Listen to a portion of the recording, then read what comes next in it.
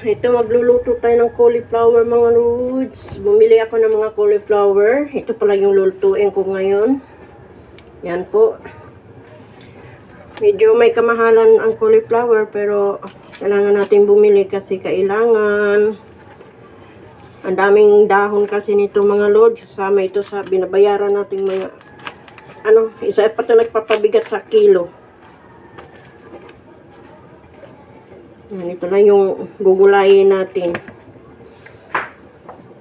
para sa ating lahat. Napakaganda pong kulay yung gulay yung cauliflower. Maganda ang panahon natin ngayon mga lods, pero kagabi halos mag-umulan dito sa amin. Pero ngayon okay naman ang panahon, medyo umaraw siya kaya naglaba muna ako ganinang umaga bago ako na malingki. Ito yung ating cauliflower. Wala itong guys, parang isasaing lang natin yan kasi kailangan yan sa pasyente. Kaya natin.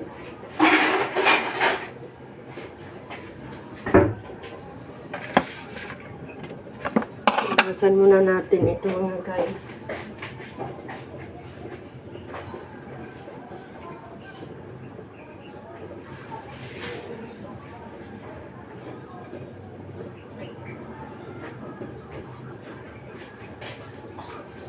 Ting himay-himayin.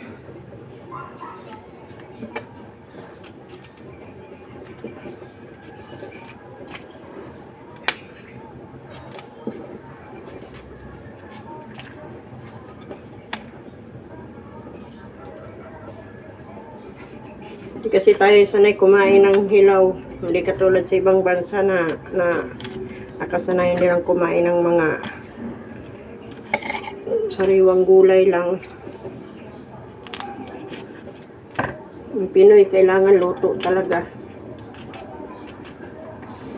Sabi ng iba, gumawa tayo ng konti na kawiwilihan ng mga tao panoorin. Ay pinakamagandang content. Ano ba pinakamagandang content? Yung kumakain ka ng mga animals na buhay, kakain ka ng buhay na manok, kakain ka ng buhay na palaka, or mga insekto. Yun talaga karamihang viral yan mga ganyan na video. So ang content ko lang, yung makakaya ko lang na content, ito lang. Nasa kanila naman yan kung gusto nila panoorin o hindi. Siyempre nasa tao naman, kahit anong ganda ng mga video mo naman, kung ayaw talagang panoorin ng tao, wala namang magagawa talaga tayo, di ba? So, hindi natin kailangang maging mag-viral tayo ng husto, gagawa tayo ng mga labag sa sa batas yung ating gagawing video. Pwede rin tayong ma-restrict, pwede tayong makasuhan kasi bawal nga yung mga ganong video. So, sa akin, mga ganito lang naman ang content ko. So, okay na to. Basta mayroon akong maipopost araw-araw. Nasa tao naman yan kung panuorin o hindi. Okay lang naman. Kasi hindi naman natin mapipilit yung tao kung ayaw talaga nilang panuorin ang video mo. Kasi pangit naman talaga yung video nagawa mo. So, sa akin naman, wala namang mawawala kung hindi naman panunuorin. Kasi ganun talaga mga guys. Hindi naman natin mapipilit yung mga tao kung ayaw nila ayaw sa iyo, di ba?